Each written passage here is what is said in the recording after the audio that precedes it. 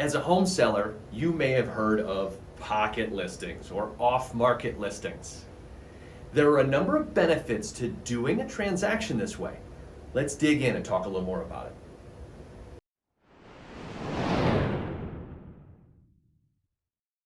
Let's face it, selling your house can be a pain in the ass.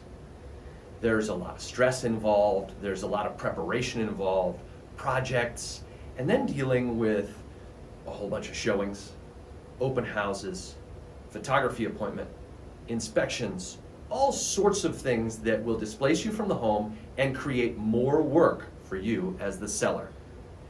One great way to reduce this stress is to sell your home off market. And the perks to doing this are fewer people trampling through your house, fewer times when you have to actually leave the home, better privacy because photos of your home aren't all over the internet, and you probably don't have to spend quite as much time preparing the home to make it absolutely perfect.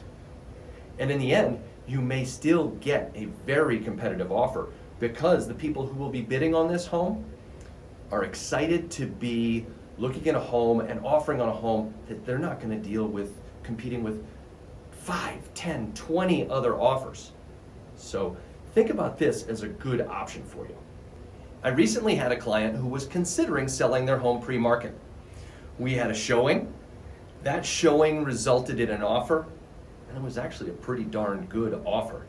And my clients thought long and hard about whether to accept it and just be done. But in the end, they decided that the upside of bringing the home to the active market was much greater than the upside of getting done with an easy sale.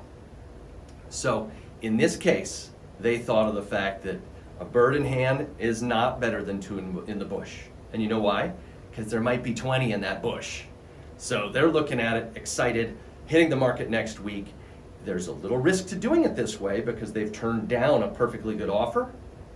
But in the end, I think in today's market, where the seller is driving a lot of the deals, they're going to benefit.